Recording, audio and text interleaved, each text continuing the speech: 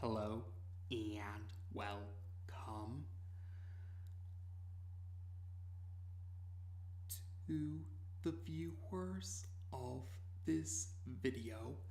This is the Orange Fan here, bringing you another entry for the episode Recap and Thoughts category. This video will be dedicated to the FUNimation dub of episode 108 of Dragonball Super.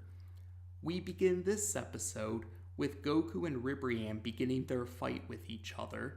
Goku compliments Ribrianne by saying she has a lot of fight in her. Ribrianne responds that it's not fight, it's love that she has in her. Universe 2's Supreme Kai cheers Ribrianne on and adds that Universe 2's Destroyer is cheering Ribrianne on too.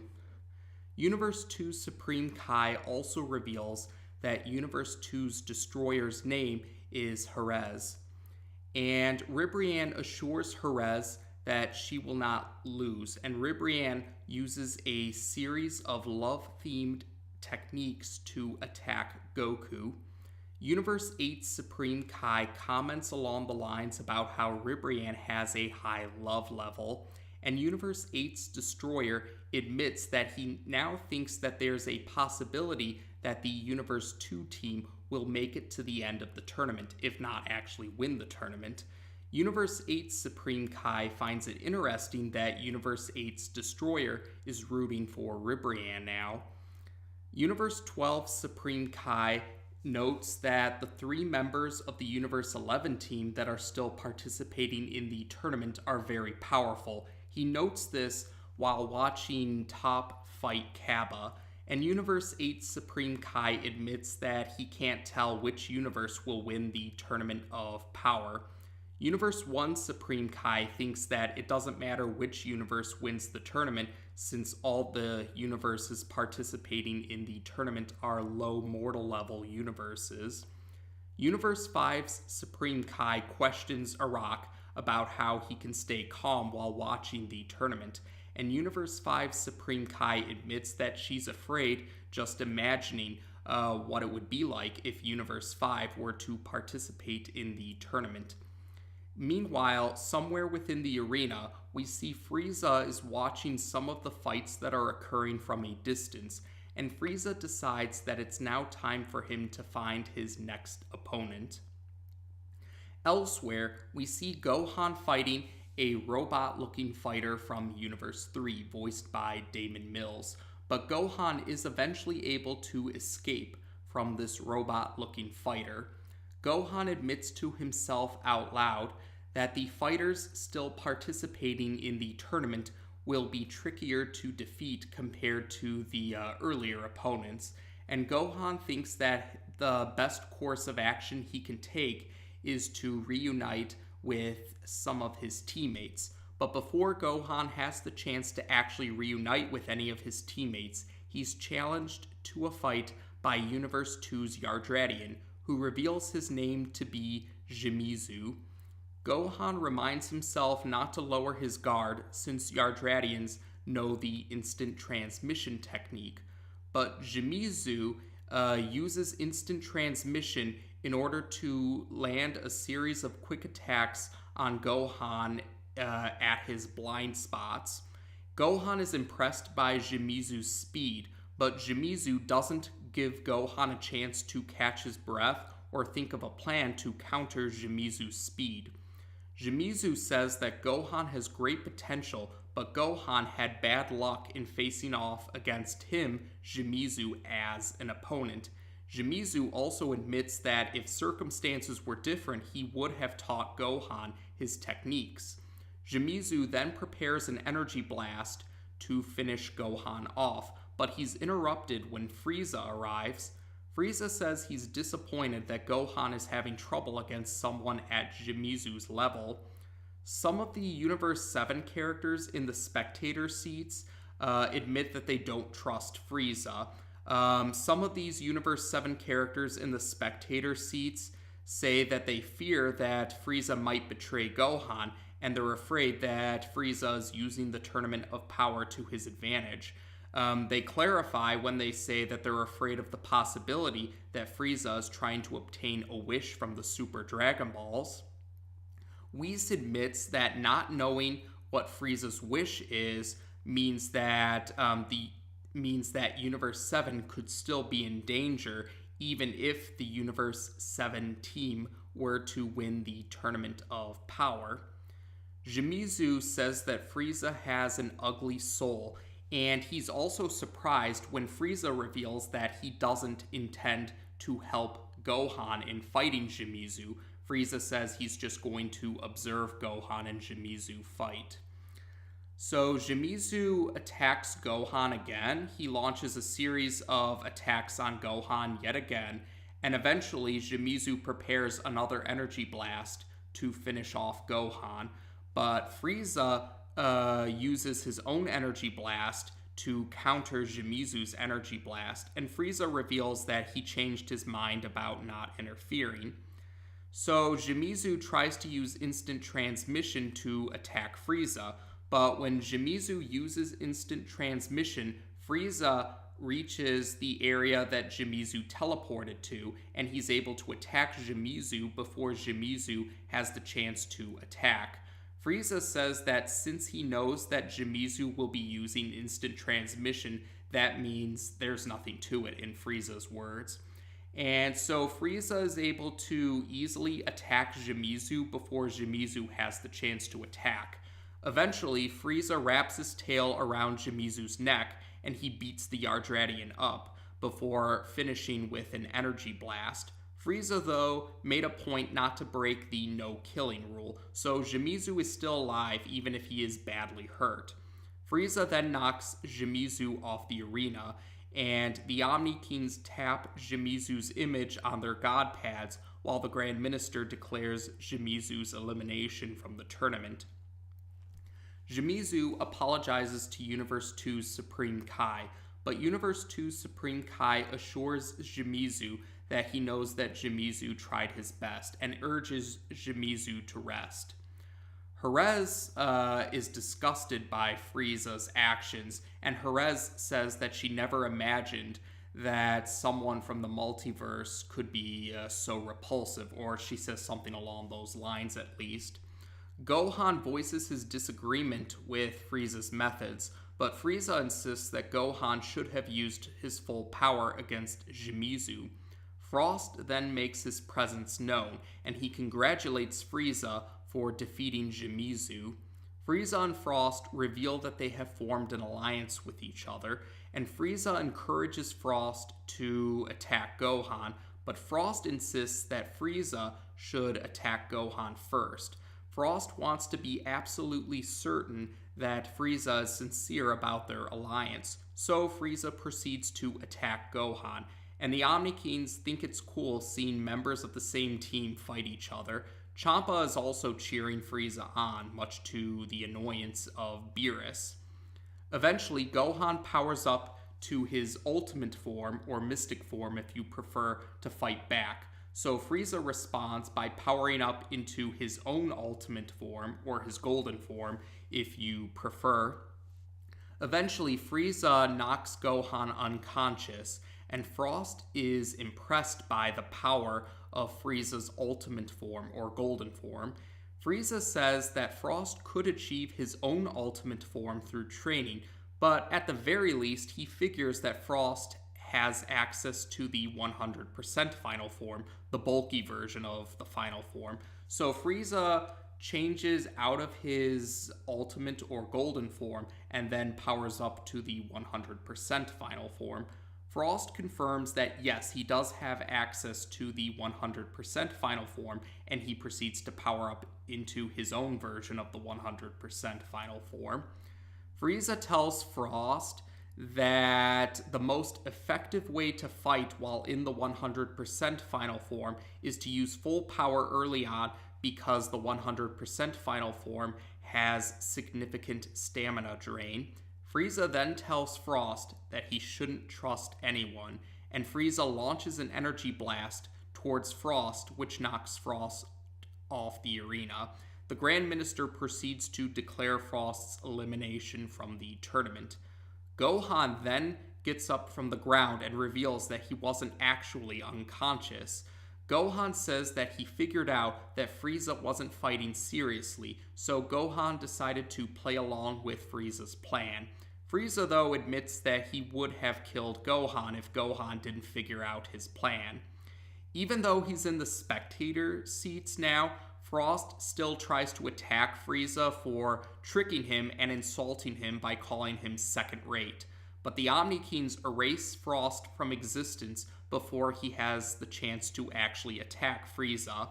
The Omni-Kings warn the Universe 6 team that they will erase all of Universe 6 from existence if another member of the Universe 6 team tries to attack from the spectator seats. Frieza encourages Gohan that they should continue to work together to ensure victory in the Tournament of Power. Goku continues to fight against Ribrianne. The narrator reveals that there are 29 minutes left in the Tournament of Power, and that is how we end this episode. So this episode featured an unlikely team-up with Gohan and Frieza. Although, to be fair, Frieza being a member of the Universe 7 team is already an unlikely team-up. But in previous episodes, Frieza had mostly been just fighting on his own. So this is where we actually see Frieza working together with another member of the Universe 7 team. And this episode also continues to highlight, though, how Frieza cannot be trusted. Frieza could be considered the wild card of the Universe 7 team because he's so untrustworthy. And yes, while Frieza also has proven himself to be untrustworthy, not just to his own teammates, but also to other individuals, like how an earlier episode showed Frieza and Frost forming an alliance, but we see that Frieza was not sincere about this alliance, and he tricked Frost.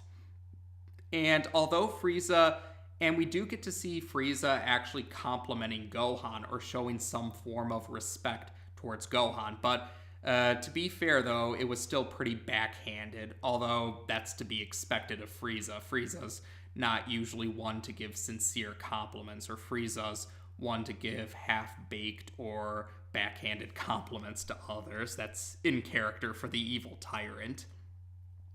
And we also saw something else that I remember a lot of people said they were caught off guard to. Not just for new viewers for the dub version, but those who watched the sub version, I remember, were surprised when Frost was erased from existence before the rest of his team. And that's because Frost broke the rules by attacking from the spectator seats. So the Omni-Kings will still enforce certain rules. Yes, while the Omni-Kings might be a little loose about certain rules, there are certain rules that they will still enforce, like don't attack from the spectator seats. And this really highlights that you don't want to be on Zeno's bad side. So yes, that was a pretty powerful moment. Most fans said they felt it was a very powerful moment when Frost was erased from existence before the rest of his team. And it shows that you don't want to cross the Omni-Kings. And yes, that's right. We get to see more of Frieza and Frost's interactions with each other. Now it was mentioned before, and yes, I brought this up in some earlier recap and thoughts videos, but Damon Mills had been voicing Frieza for the Universe Survival Saga rather than Chris Ayers. And this is because of Chris Ayers' health complications. So Damon Mills, Chris Ayers' substitute or understudy when it comes to voicing Frieza, has been taking over for Frieza during the Universe Survival Saga. Now, I want to bring that up, though, because recently a tweet on Twitter, naturally, actually revealed something interesting. Now, while Damon Mills has been voicing Frieza for the Universe Survival Saga, this tweet actually revealed that Chris Ayers is recording Frieza's lines for the Universe Survival Saga for the home release version of these episodes. So for the home release of the Universe Survival Saga, we'll be hearing Chris Ayers' voice for Frieza, not Damon Mills. The reason behind this, yes, Chris Ayers still intends to play Frieza. It's just that Chris Ayers needs to take his time and he needs to pace himself because of his health complications. But with regards to the TV broadcast, they have to meet the deadlines for getting the TV broadcast version. Or yes, they have to meet the deadlines so that the TV broadcast version of these episodes are ready on time. So Damon Mills has been filling in to make sure that the TV broadcast episodes meet their deadlines, while Chris Ayers has been taking his time and pacing himself to record lines for the home release. So that's the situation. Yes, because the TV broadcast needs to meet deadlines, Damon Mills has been filling in to play Frieza to meet those deadlines, while Chris Ayers is playing Frieza for the home release. And that means that we will actually get to hear the Ayers brothers talking to each other in the home release, because I had mentioned before, Greg Ayers, Chris Ayers' younger brother, voices Frost. Now, while I'm on the topic, though, of Chris Ayers and Damon Mills, the credits for this particular episode actually listed Chris Ayers voicing Frieza. And some fans, though, have been debating if this was a mistake or not, because some episodes for Dragon Ball Z Kai, or I should say some of the credits for some of the episodes of Dragon Ball Z Kai listed Alexis Tipton voicing Trunks, Kid Trunks to be more specific, during the Buu saga. But with regards to Dragon Ball Z Kai, Laura Bailey was the one voicing Kid Trunks. Alexis Tipton didn't take over to play Kid Trunks until Dragon Ball Super. So this wouldn't be the first time that the credits possibly made a mistake. But some fans have said that they noticed a difference with the way Frieza sounded, and they are confident that Chris Ayers played Frieza for most, if not the entire episode.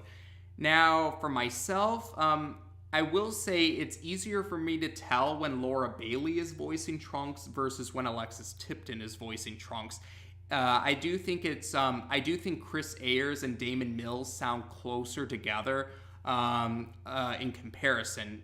Now, I do think Alexis Tipton is still a great substitute or understudy for Trunks when Laura Bailey isn't available. It's just that I have an easier time telling Laura Bailey and Alexis Tipton apart when they're playing Trunks compared to Chris Ayers and Damon Mills playing Frieza. So I don't know if Chris Ayers did voice Frieza in this episode for the TV broadcast version, or at least for parts of it.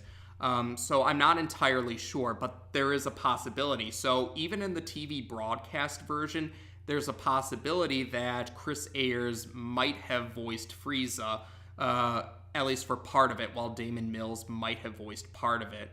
I'm not sure exactly, but at the very least, the home release version of this episode will have Chris Ayers voicing Frieza, and the home release version for the rest of the Universe Survival Saga will have Chris Ayers playing Frieza. That's the plan.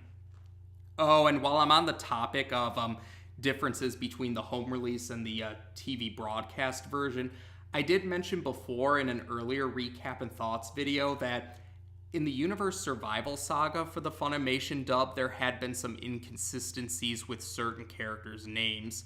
Like there was Casserale and Casserole, Mulathim and Murichim, Ramush and Rumshi.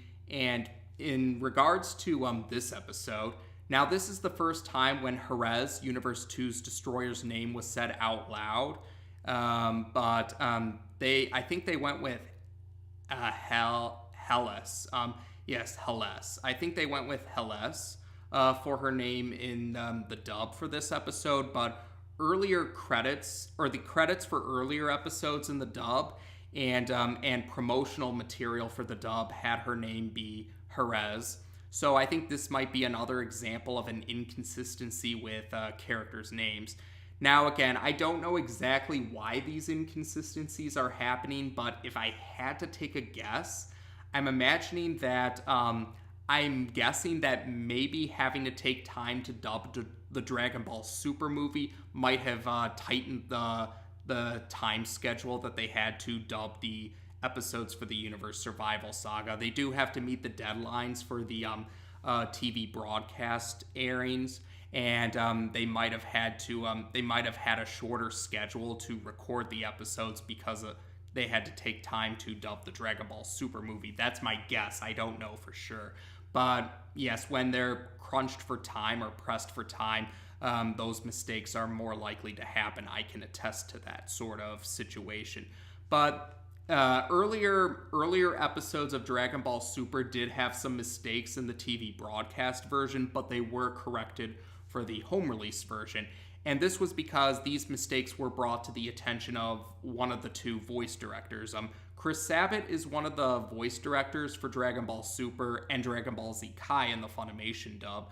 But there's another voice director too for the Funimation dub of those two shows, Rowley Pickens. And from what I understand, it's easier to contact Rowley Pickens compared to Chris Sabat, or Rowley Pickens is more likely to be informed about these sort of things. So I mentioned this before, but if anyone does have a Twitter account, it is a good idea to let Rowley Pickens know about these name inconsistencies so that they can fix them for the home release. That way, just so we can have consistent names throughout the all the episodes in the Funimation dub. So if you have a Twitter account, you should let Rowley Pickens know so that they can fix this by the time the home release is ready for fans. Now, yes, I did go off on a bit of a tangent there, but I thought it was important details worth covering for the behind-the-scenes details for the Funimation dub. So, yes, we did get to see more of Frieza and Frost's interactions with each other, and I mentioned it before, but I'm still hoping that we eventually find out the name for Frieza's species, because as of the recording of this video, Frieza's species still doesn't have an official name. They've just been called Frieza's species or Frieza's race, and there's just been a bunch of fan nicknames. Like, fans have come up with all sorts of names for the species, but they're not official names, of course. They're just fan-made names. And some of the video games gave the species a nickname. Like, I know some of the video games call them frost demons, but that's not really the name of the species. That's more like a nickname. So we still don't know the name of Frieza's species as of the recording of this video, but I'm hoping we do find out the name one day. I imagine that the species name would fit the cold temperature theme naming that the members of the species have, like Frieza, Frost, King Cold, etc., etc. So besides that, for other Funimation dub-related voice artist tidbits, Goku and Ribrianne talking to each other, I thought that was pretty interesting because in the Funimation dub, adult Goku is voiced by Sean Schemmel and Ribrianne is voiced by Veronica Taylor. And I found that amusing because Sean Schemmel and Veronica Taylor have worked together before. They've worked together in several dubs from 4Kids, and from what I understand, Sean Schemmel and Veronica Taylor are friends in real life, so it is pretty interesting to hear them talk to each other while voicing Goku and Ribrianne. So, with regards to other details about this episode, there were a few small details in this episode that I liked. It gives us a little insight about certain characters from different universes. Like, I felt that, yes, I like the scene where Universe 2's Supreme Kai and Destroyer showed concern for Jimizu's well-being, and how Universe 2's Supreme Kai assured Jimizu that he did his best and that he should rest, and how Universe 2's Destroyer was repulsed by Frieza's actions. I thought that was heartwarming to see the gods of a universe show concern for the mortals of their universe. I thought that was a small but appreciated detail that was really heartwarming. Now, speaking of hearing other characters' comments, we do get to see some of the divine beings from the top 4 mortal level universes, Universe 1, Universe 5, Universe 8, and Universe 12, comment a bit about the Tournament of Power in this episode. And yes, I did appreciate hearing those divine beings give their 2 cents about the Tournament of Power, because it gives us a bit more insight about individuals from the top 4 mortal level universes, because Universe 1, Universe 5, Universe 8, and Universe 12 aren't actually participating in the tournament, so the divine beings of these universes are so far the only characters that really give us any insight about those universes, or at least individuals from those universes. So hearing some of the characters from the top 4 mortal level universes share their thoughts about the tournament was appreciated, because it gives us a little insight about the universes that aren't really participating in the tournament. They're just spectators for the tournament. So I did appreciate having some insight on those universes in some way. So yes, so I'd say that's about it for this episode. The next episode is going to be a very important episode from what I understand. So of course I'm not going to give that away for the dub only viewers. We'll wait and discuss that episode once we create the recap and thoughts for the dub version of that episode. So we'll be sure to talk about that next episode, but the only hint I will say is it's supposed to be a very important episode, and I'm sure that will be made clear why that's the case once we do cover that recap and thoughts video for that particular episode, and the one after that for that matter too.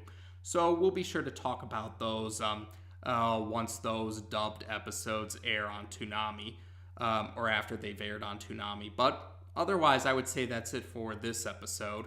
So as of this video, we've now discussed the Funimation dub of episode 108 of Dragon Ball Super on this channel. Take care, and until next time.